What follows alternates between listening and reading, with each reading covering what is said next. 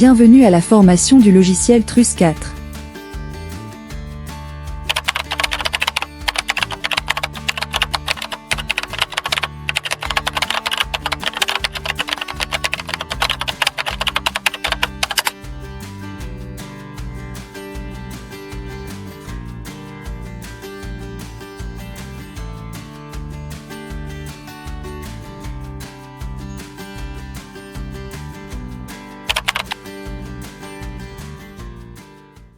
Veuillez démarrer TRUS 3D, créer un projet, exercice suivant. Selon le plan, la dimension 14 000, largeur 8500. Donc la bande 40 degrés, débord droit 200.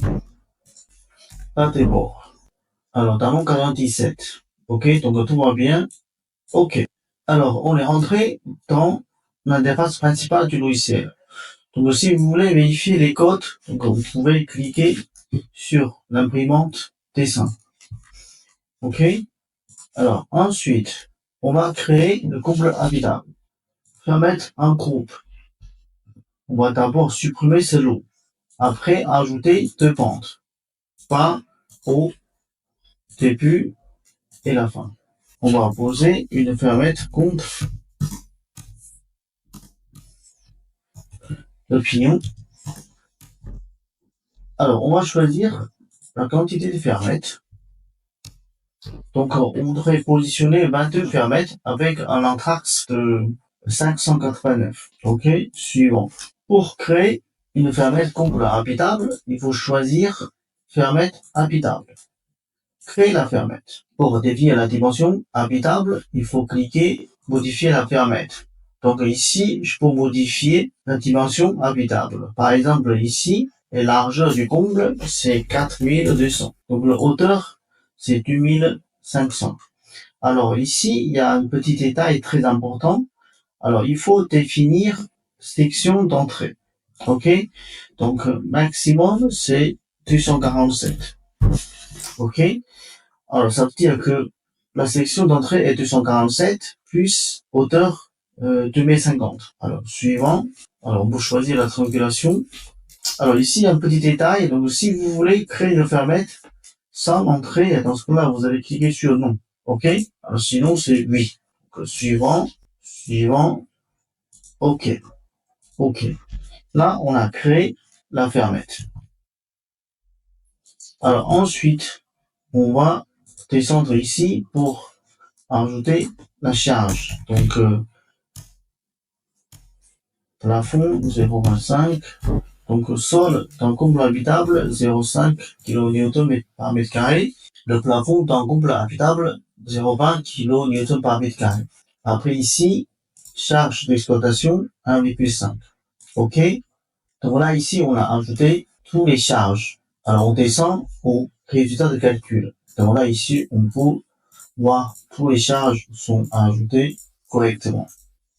Alors ici, on voit que la hauteur n'est pas bonne parce que voilà, la section d'entrée, il doit être 245. Okay.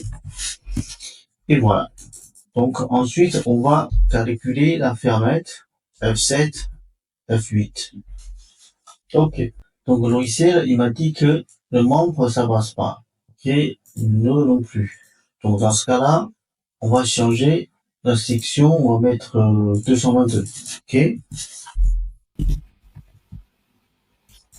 Alors maintenant, le membre passe. Et le nœud passe aussi.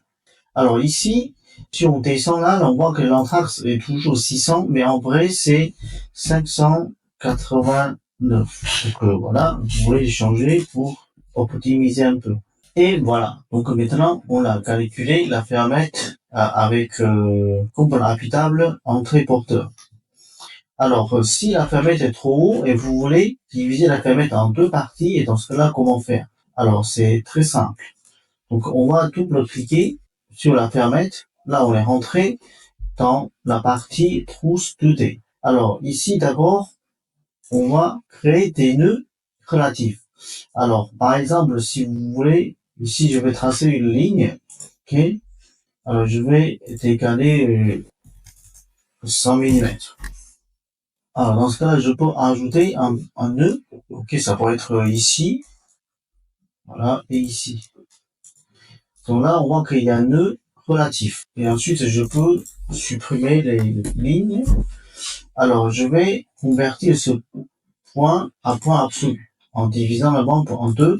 Ok, pareil ici. Alors maintenant, j'ai coupé la fermette en deux parties. Pour que ça soit facile à comprendre, alors je vais changer un peu la section. Alors dans ce cas-là, alors maintenant, les fermettes, les chapeaux et les trapèzes sont dans le même plan. Donc si vous voulez positionner les chapeaux contre la trapèze, et dans ce cas-là, ce qu'il faut faire, c'est que éditer coupe. Ok, ces deux coupes-là, on va utiliser, modifier manuellement. Donc là, ici, c'est deux coupes-là, là, donc je vais les déplacer 500. Et voilà. L'autre côté, pareil. Donc, ok. Alors, dans ce cas-là, ici, ce connecteur, voilà, on va utiliser connexion générale. Ok, ça veut dire qu'il y a il y a une connexion qui se trouve sur la partie de croisement. Ok. Cette connexion générale présente une méthode de fixation, par exemple, des clouages. Ok. Voilà. Ensuite, je voudrais séparer la fermette en deux parties. Je vais descendre à la production part. Je vais sélectionner, voilà, le chapeau. Je vais ajouter. Alors, je vais donner un nom qui s'appelle chapeau. Ou le parti haut, voilà. Si vous voulez, c'est pareil. Alors là, c'est le parti bas. Et dans ce cas-là, je peux aussi définir le positionnement du chapeau, c'est-à-dire que je peux mettre en centre ou vers gauche. Dans ce cas-là, ça veut dire que le chapeau sera posé contre la trapèze. Donc, une fois que c'est bon, je reviens. Donc là, je clique sur OK. On voit dans le 3D, on a séparé la fermette en deux parties et le chapeau est posé contre la trapèze. Alors ensuite, on va lancer le calcul.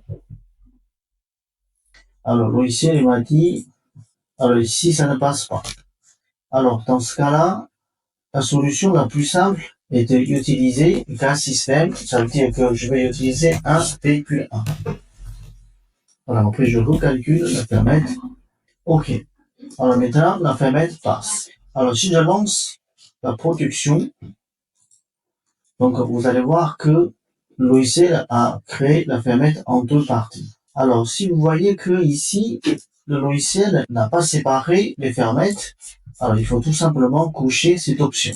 Production part. Et du coup là, on voit la trapèze et les chapeaux. Ok. Alors bien sûr, je vais enregistrer. Ok. Alors je peux enregistrer dans mon fichier du projet. Voilà, dans cette vidéo, je vous ai expliqué comment créer des fermettes type couple habitable avec l'entrée porteur. Et aussi comment séparer la fermette en deux parties. Merci de votre attention.